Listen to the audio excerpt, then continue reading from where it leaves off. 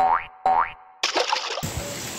YouTube, what's up? It's your boy Sean Austin here again, back with another rabbit farming video for you guys. You know, today just wanna touch on a couple things. Some of these I may have discussed already in previous videos, but this was inspired by a question that was asked of me yesterday.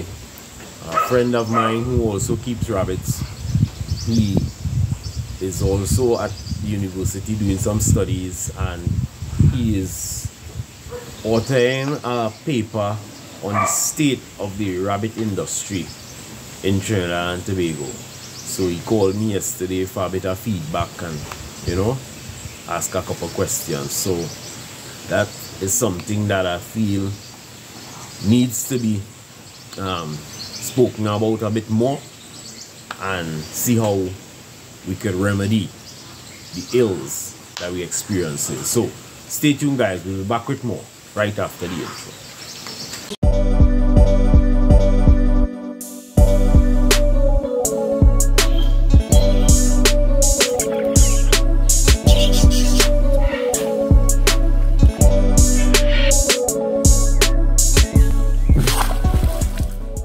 Okay guys, we're back.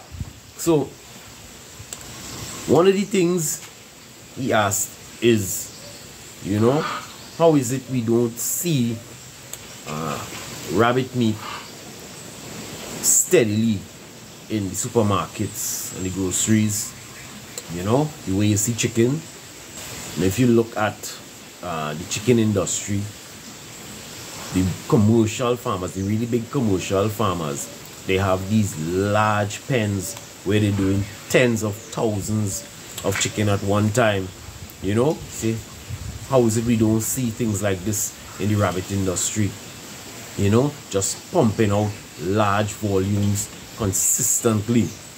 You know, and we had a discussion, and obviously there are a lot of factors that you have to take into consideration when you're dealing with rabbits. You know, so that's what we're going to look at today. Now, if there's one thing we could take from the chicken industry, is their turnover system. I mean, this is something I've spoken about on many occasions, you know, especially young farmers when they approach me for advice on getting into rabbits. I always tell them that try to focus on turnover. You know, this old school thinking that you want to grow the biggest rabbit you can grow to try and sell it for the maximum amount of money. It doesn't work out well in the long run for a number of reasons, right? I won't get into all of that. That's not what today's video is about. But in the long run, it's counterproductive. The focus has to be on turnover, getting a set weight in the fastest time possible and putting that animal out to market. Okay? You don't want to keep animals too long. If you look at any of these commercial farms, the chicken farms that is, I think it's something like 6 weeks that they're turning over their chickens. And it's 6 weeks to the day, right? They don't hold back because maybe this one is a little smaller, let's give him chance to get... No. It's a batch in, batch out system. So everything that comes in at a specific date, everything goes out. They focus strictly on turnover. Okay? And this is something that we need to try and look at more in the rabbit industry. Now, they also have another advantage that we don't necessarily have, okay?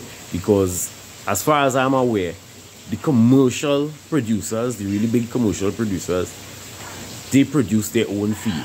So they have a lot more control over that entire process. One, they have control over the supply and availability of the feed, and they also have control over the nutritional makeup of that feed. So they have feeds that they make specifically to target the growth of their chickens, and that feed isn't sold anywhere on the market. It's only used within their circle of production. We don't have that type of facility in the rabbit industry. Basically, we use whatever feed is available, and the brands of rabbit feed on the market, even that is ebb and flow.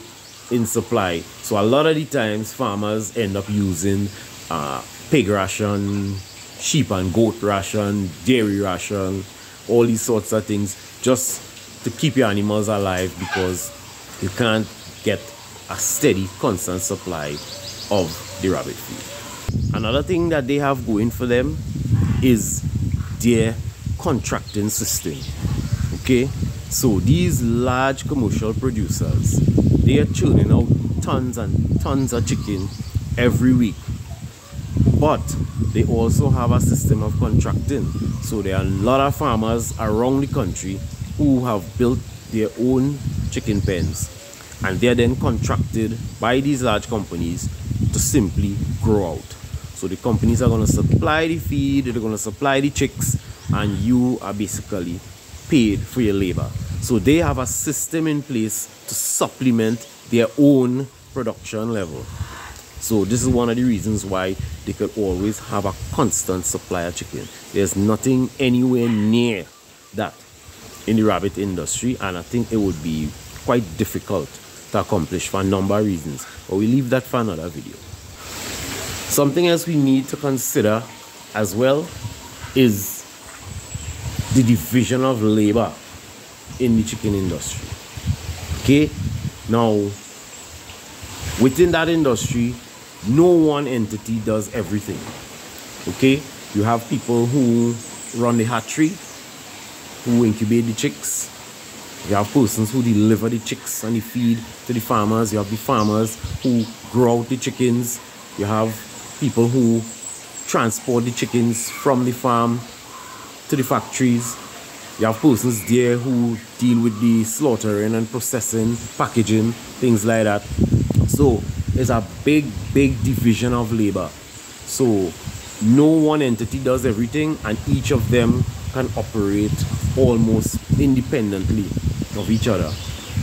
With rabbit farming now, you are more or less that structure. You have to do everything. It's from breeding right down to culling, processing, packaging, marketing. It's on you.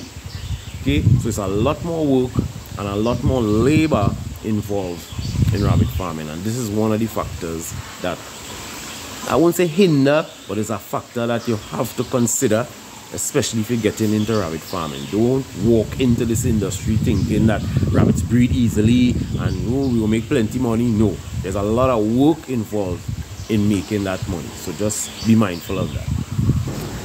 Now, one of the biggest problems we have with rabbits and in livestock in general is the effects of the climate. Okay, now these large commercial chicken farms, for the most part, they are climate controlled. If you've looked at these pens, you'll notice they have huge extractor fans on one end and huge evaporative coolers on the other end, pulling that air through and maintaining something of a acceptable climate in there for the growth of the chickens. So this reduces the death rate as a result of heat stress. There's nothing like that in the rabbit industry, at least not here in Trinidad. I don't know of anyone who has a cooling system on their rabbitry. It's something that we need to look at, but obviously it's a substantial capital investment to do something like that, because not just the installation of the system, but you'll also have to do some work on your rabbitry to enclose it somewhat, that you could control the temperature a bit more. Now, if you've been doing rabbits a while, you'll know there's a lot that could go wrong when you're dealing with the heat stress. Now, here in Trinidad and Tobago, we are now in what we call the dry season.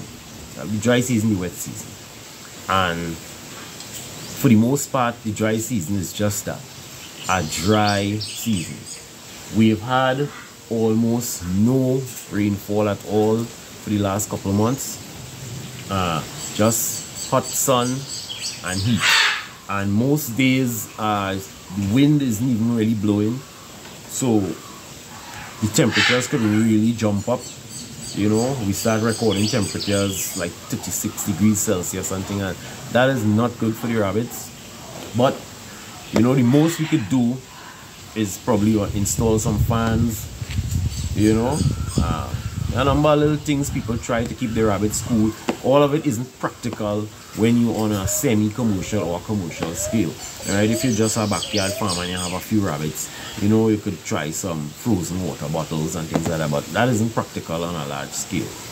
Just a few of the things that affect us when we have to deal with this type of heat.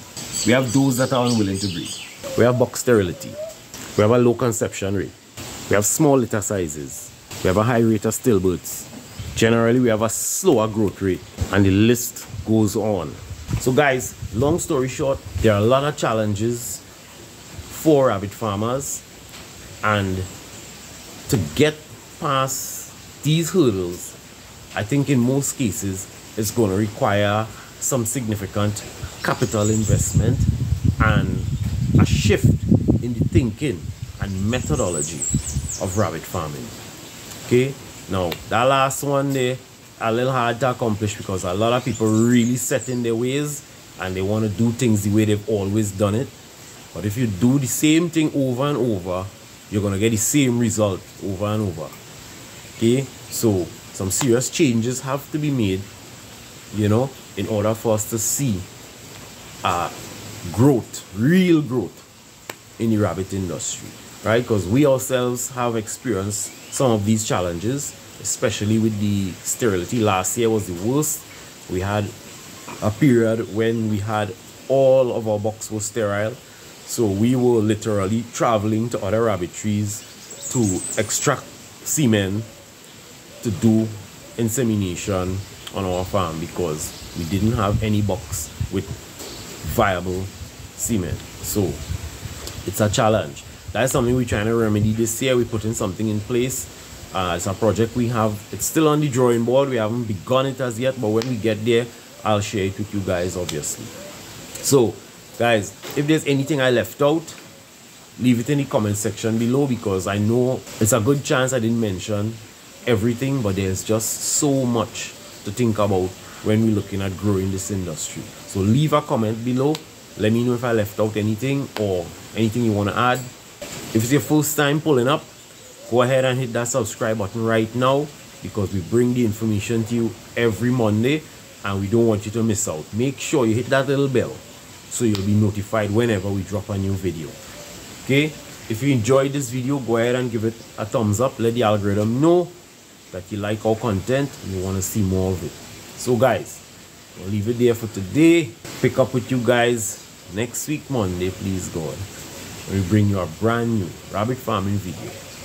Until then, I'm Sean Austin on behalf of my business partner Sean McLean, Sean's Rabbitry and Aquaponic Produce, signing out. See you guys in the next video.